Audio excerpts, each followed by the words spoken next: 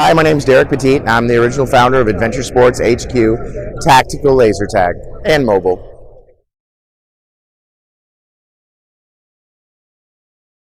I have a long-standing background in laser tag. It all started when I was a kid playing Worlds of Wonder. Everybody kind of played with the little Starlight Pros and everything, and then Photon. So then I ended up joining the military when I was 17, and I had a special duty station in Hohenfels, Germany, being a NATO training NCO. And we used the military's multiple integrated laser engagement system. I know that sounds all kind of crazy, but it's laser tag. And we were in a 10-mile by 10-mile area with tanks and helicopters and rifles and guns. And we would go out and play laser tag to train the troops. So after that, I was kind of hooked. I was ruined for life. I got out. And then most people don't know, if they know me at all, I worked at one of the first QZARs as a manager in Gwinnett Place Mall. And then I ran the town center QZAR location in Kennesaw, Georgia. So I worked at QZAR for almost a year on the management team. And then I relocated, went up to Nebraska. And then in 2003, I became an operator. I couldn't afford to get into traditional indoor laser tag. So one of my buddies that used the blast equipment at the time, back in 2003, told me I should do this outdoor. So I went and bought this equipment from a company called Battlefield Sports. So I was one of their field operators for 2 years. And then after that, I decided, I think I could do this differently. And in 2004 or 5, Adventure Sports was born. The system itself kind of started because I found a gentleman named Phil Higgins, who's from the UK, and he owned a company called Spartan FX, and he was one of the original founders of tactical laser tag technology. And he worked very hard on this, and he actually was my first engineer, and we kind of just hodgepodged and built everything from the ground up. Back in the early days, 2003, 2004, we were the folded metal gun business because everybody couldn't afford plastic, and we were one step above from home builders. So we did everything in, basic aluminum, had it laser cut, bent, and we would jigsaw this Lego gun together. And, that our first guns were, 7 to 11 pounds and 2.5 feet long and really big, but they shot like 900 feet, and we played outdoors, and that's kind of how the commercial outdoor was formed. With tactical laser tag as one of the pioneer operators, it was a small world back then. There was Battlefield Sports, there was Stradian, there was a couple other small companies, Icon X, and believe it or not, our technology was kind of like pooled because we'd see something that one of the other guys did, and we're like, oh, I like that. So we built our own version, but then we put a tweak on it, and we'd include an improvement. And believe it or not, we just round robin and round robin and round robin and round robin, and next thing you know, you got crazy system that you see today. But we had our own innovations. Like one of the first big innovations in outdoor laser tag was the hit light. Originally, there weren't hit lights on sensors, so you would just hear the person. Well, that's great until you're playing in bright sunlight at 300 feet, and you're like, did I hit you? And you're like, did I hit you? So when we invented the hit light, and we could actually see, that was like monumental.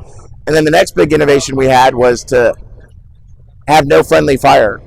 So before, when we first started, everybody could hit everybody. In that first moment, we made it so that my team was immune to me. Dads and kids could start playing because the dads would always go play and their kids would kill them even if they're on the same team. Bad word, kill, deactivate. But so that's how technology's kind of grown. It's he built this and he built that, and we all try to one up each other because we're manufacturers. We're having fun. It's like that, we're a big tribe. Everybody gets along, but they don't get along, and that's how it grew. Tactical and indoor at first started off two different worlds. And what it really came down to is people that could afford big laser tag arenas and guerrilla operators that couldn't afford it, that had a passion for laser tag, that wanted to do something more than just go play.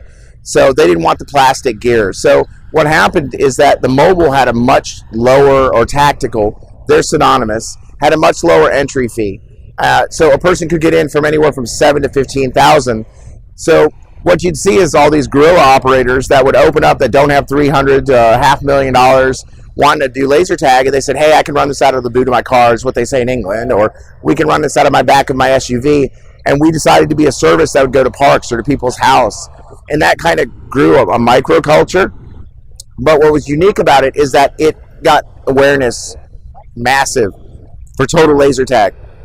When we first started, we had to explain to people what mobile laser tag is. What is tactical laser tag?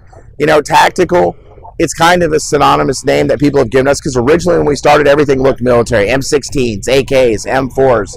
But as times have changed, you've seen tactical more use tactics instead of, not all the companies are into the mantra of, hey, hardcore guns. Because with today's society, even though we have video games like Call of Duty and Fortnite, moms are the decision makers in our business. And by going too hardcore on the gun look, it hurts our business. So at first, tactical was here, mobile was here, it branched off, went really separate. But what we've seen in the last 10 years, because we've been doing this 18, is that we're seeing it blend in together. Now tactical is kind of a misnomer. You have a couple hardcore companies, but we call them mobile laser tag, outdoor laser tag, portable. But the technology has gotten so much better on the tactical side. It got to a point where the tactical laser tag was just as advanced as the indoor, if not better in some cases.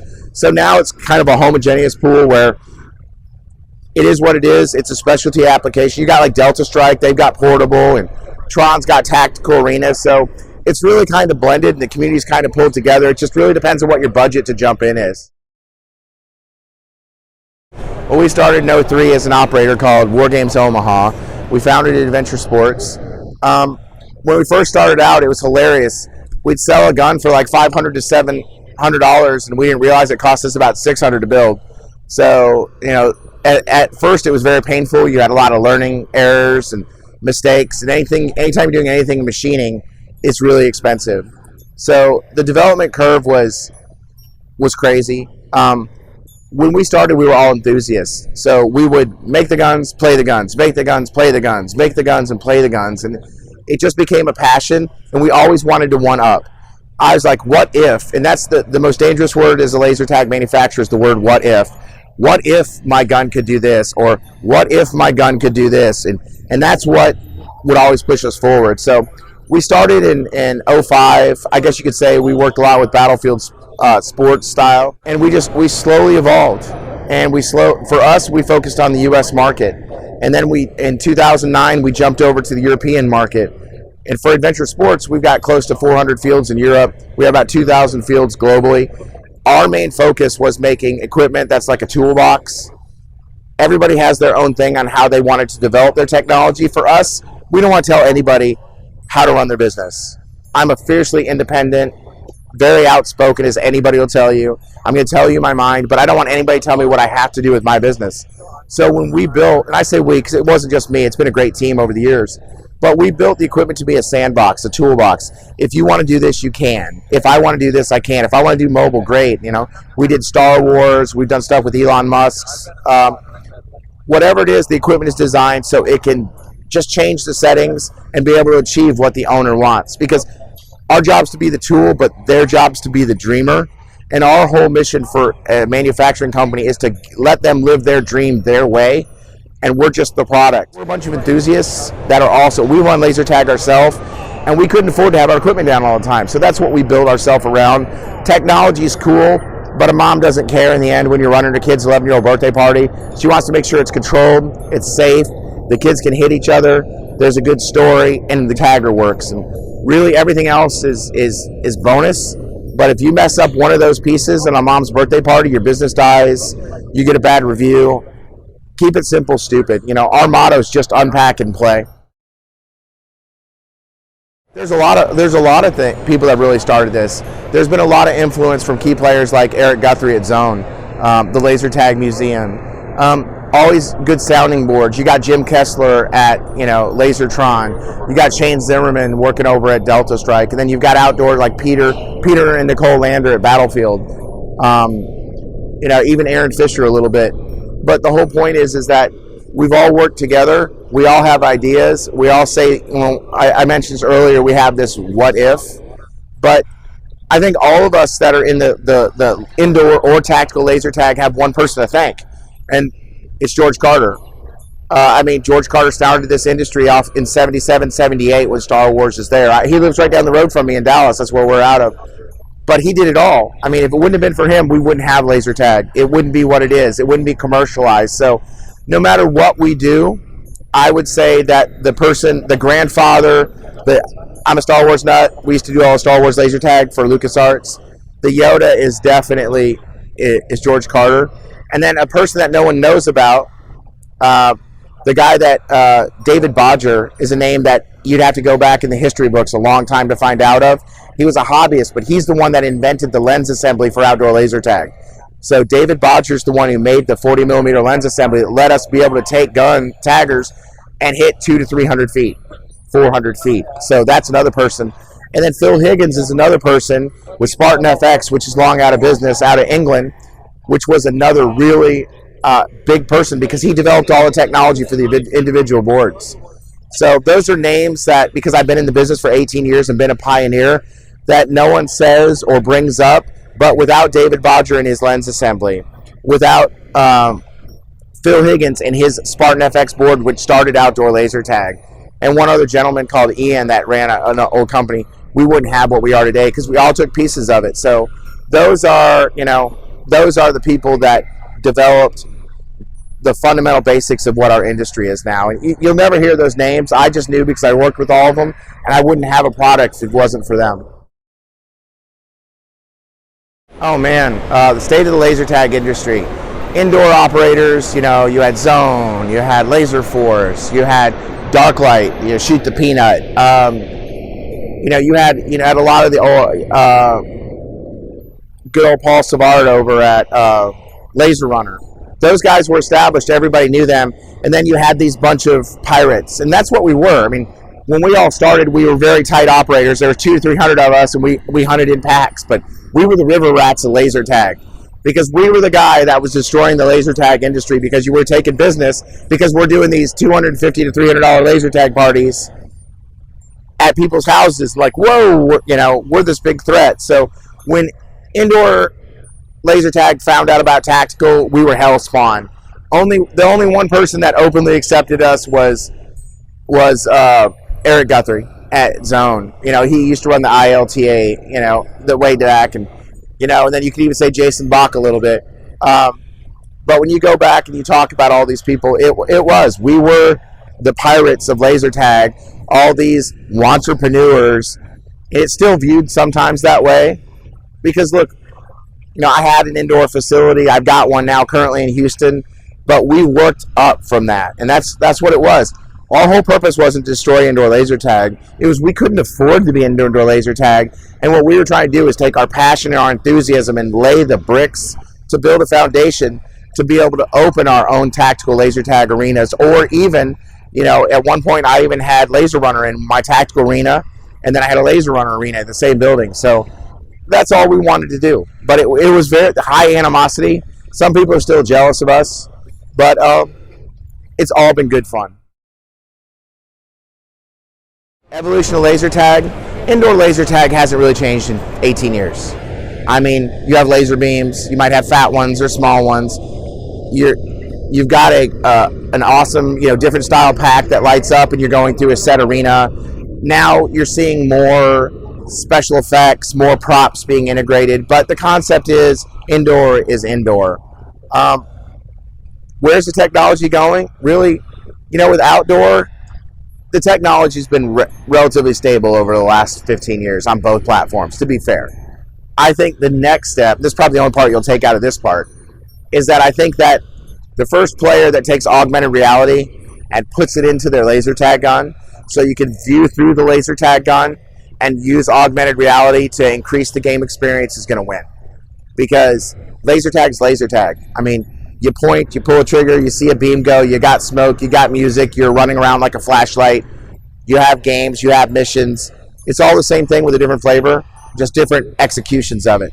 But the first person that brings augmented reality into laser tag, where you're looking through a scope, or you're looking through a screen while you're firing, and you're getting bonus points because you're taking out simulated, that's where it should go. That's where it needs to go. Now, I know everybody, VR is really huge right now, but that only lets 40-50% of the player base have fun with it. A lot of people won't do VR. So I think augmented reality through wearing glasses or looking through the laser is where it's going to be awesome. Well, actually, I don't have any challenges anymore because, to be brutally honest, I guess a great way to tell everybody, Nikki and myself, who've owned it for 18 years, sold Adventure Sports this year. So it was kind of unusual. We kept it pretty quiet, but Nikki, I'm a chief operations officer for power companies. So we own travel agencies and escape rooms and awful axe throwing. So we've always been diversified, not just to manufacture. But for us, we built Adventure 18 years ago because we wanted to start a legacy business for my children. Unfortunately, a couple years ago, my son had a traumatic brain injury, and he's recovered, but it's changed his trajectory in life. And I built this whole business for 18 years to give it to my son, and at this point, he doesn't want it. So for me, I believe if you're not going to be the best, and if you're not going to be all in all the time, that you need to look. So for us at Adventure, we've got a great product and great technology, and we're one of the leading innovators. But it was time for me to pass the torch. And the problem when you have over 2,000 operators in almost every continent is that you have to find the right person. So we ended up selling this year to Ed and Dana Gaynor out of Rock and Roll and Video Game Trailers. Now, they're not new to laser tag, they're just quiet. They've been our partners for D2 indoor laser tag for over 4 years. And Ed and Dana have been helping manufacture our gear for almost 4 years as well. So they were silent, and they also own the they're the most successful video game trailers, and every one of their trailers almost has laser tag on it. So we worked out a deal. I came out of it great. I came out of it really happy. And I have somebody that cares just as much about my products because they lived it with me for almost 5 years. That's going to take care of the legacy of over 2,000 operators. So for Nikki and I, we're stepping back. We're starting to get it close to our 50s. We want to enjoy life a little bit more. So we're going to go take more of an aspect outside the manufacturer. And I guess another thing, we're going to go back, and we were known for doing laser tag association for mobile, and we were doing things like renting out Excalibur's Coliseum to do laser tag events and to be able to bring all the community together to get better as mobile and tactical operators. So while Ed takes Adventure Sports and he's renamed it Elite Laser Tag powered by Adventure, Nikki and I are going back into getting the community stronger, better at business, and more successful. So we're dropping back into a support role for the industry. And then Adventure Elite Laser Tag is just going to keep rolling on. But most people don't know that. But you have no idea when something's your life and your passion, finding people that have the same passion as you. Because when 2,000 families depend on you and you say, by the way, I'm leaving, they're like, what? So it's been a long journey, but it's been a great transition.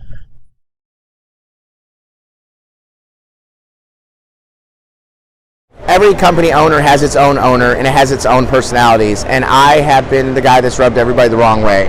I'm fearless. I didn't have to depend on anybody. I've always been that rebel.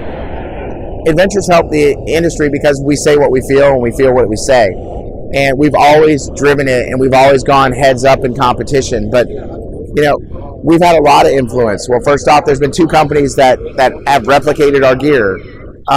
We don't care. We always wanted to make it bigger and better. We always wanted to make it fun. It was always about the experience. We built tons of great relationships. The indoor, we built a great bridge with Zone, Delta Strike. We've had good relationship with Creative Works. So for us, it was laying a good foundation and educating people that mobile laser tag is not a threat. And that as an individual, if you want to be an entrepreneur and not go broke and you can't afford a brick and mortar and you want to do something, because, mobile laser tag operators have one thing in common. It's generally they want to run a business with their kids. And that's what we're about. 2 parents, a kid, a bunch of taggers, running party, teaching about business, teaching about family responsibility, teaching about how to make money, how to be an entrepreneur, how to budget, how to plan, how to build a business. And the only thing that mobile guys have to worry about is, do I have a car? Do I have a card? Do I have a cell phone? Do I have an online booking system? And do I do a great experience? And some bunkers. That's it. So, we're the guys. It's like, think of us as the Beverly Hillbillies with laser tag. Throw everybody in. You get Jess. Everybody gets on the wagon. We go down. We run an event. Everybody has a good time. So, by always pushing that envelope and focusing on durability, focusing on common sense, American built, and educating the industry on what laser tag is from a purist area, I think that's how we've influenced the industry by, just having a good time and being there. Kids always want something adventurous. There's a good feeling when somebody's 100 feet away and you laze them and they're out and you did it. So as long as there's children, you're always going to have it because it's always rediscovery. And what's great about it is because kids turn into adults. And when with me, I have an 18-year-old, 11-year-old, and a 7-year-old. And even though I played tens of thousands of laser tag games, when my 7-year-old went and saw like an arena indoors, main event or something, and we walked in, I got to relive my memories with him. And I just think that's what's amazing about laser tag is it never gets old. It's a competitive, fun area in a small square footprint. And no matter what, dad gets to relive it with son. Mom gets to relive it with son. Son grows up doing laser tag parties. Then he has children. And that's the great cycle about laser tag. And we all love competition. And whether it's indoor, outdoor, tactical, it doesn't matter. I point something at you, I hit you, I win. That's human nature. And it's never going to go away. It might change and morph, but it's never going to go away. Ever since George started it, he created a timeless industry. So it's a lot of fun. Laser tag does very well when we go into an election year, and laser tag does very well when we go into a recession. So if it goes there, then I think it's going to be really interesting, and the operators are going to make more. Now, as far as the industry, there's more operators, indoor and tactical and mobile, there's ever been. We have more big box movement in, like a main event or, pin stacks. That's industrial laser tag. So who knows? But it's going to be interesting. Americans have gone to this kind of one-way throwaway society, and we've also gotten into bigger is better. If you looked at the 50s, 60s, and 70s, you went to mom and pop restaurants because you wanted unique food. But now in today's society, it's gotten to the point where you don't go to the mom and pops because you don't trust the food. You trust the big brands. So does laser tag fall into that moving forward? I hope not, because I don't want an incredible industry just being judged because the mega rich companies show this is what laser tag is. I think what makes laser tag unique is that every owner has a different version of what laser tag is, a different arena, a different theme. Everything seems to go from a cottage industry, and I'm in escape rooms and I'm in axe throwing, to big box. Laser tag's resisted it. I just want to make sure that we don't forget our roots and always remember the little guy, the little mom and pop, because that's what they do. And if you take smaller laser tag operators, if you take smaller indoor operators and mobile operators, and you look at these people, they're not there for the money. They're there because laser tag is their passion. They want to go play competitively in the Armageddon professional circuit, or they want to go travel overseas and go to London, or they're like Eric, the laser tag museum, where they're junkies and they go around the world collecting pieces of nostalgic laser tag equipment. So I don't know. For me, it's more philosophical. I just want it to be so that it's not a big box business, and that it does stay cottage, and then you got the mobile guys. So it'll be interesting. My approach is I'm not a manufacturer anymore. I'm a consultant to a manufacturer that took my legacy. It's their dream, it's their vision, and I'm just a coach, but I'm not the owner. So I don't have to worry about this. I'll still go around and give everybody a hard time and make fun of Shane and make fun of Eric and make fun of Len, all those guys. But now I just get to sit back and relax, and now our family is going to take some time off, and then we're going to come back and work on the operators to make sure that they have the tools to be successful. And we're going to be brand neutral. Of course, adventure is the best, and I love adventure, but to me, it doesn't matter. If you wanted to buy different gear because you're an entrepreneur and that was what's right for you, I totally respect that. I just want you to succeed because you've got everything on the line and you're sharing the same passion as I do. I've been involved in laser tag since I was an Army soldier at 17 years old. I'm 47.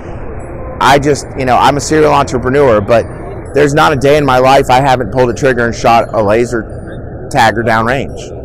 So 30 years is a long time.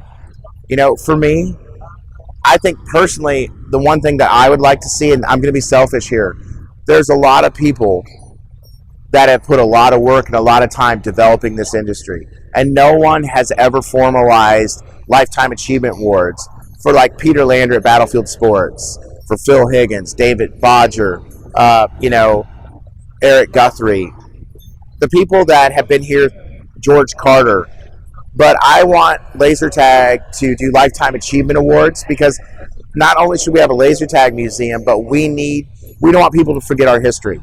Tactical is a big part of laser tag history because no matter what we've done, we've educated people. So my goal sometimes in my lifetime, and it's not for me, I care less about me, but I want a hall of fame established for people that have built an industry since the 77s that's touched billions of people and made a difference and been a part of their growing up process. Kind of like the Wonder Years, the old TV show, but where would these kids be? It's a fun, wholesome activity. It's family based. It's competitive. It's not dangerous. So I just want to make sure that not only are saving our history, but we're also showing the legacy of the people that have made laser tag what it is today.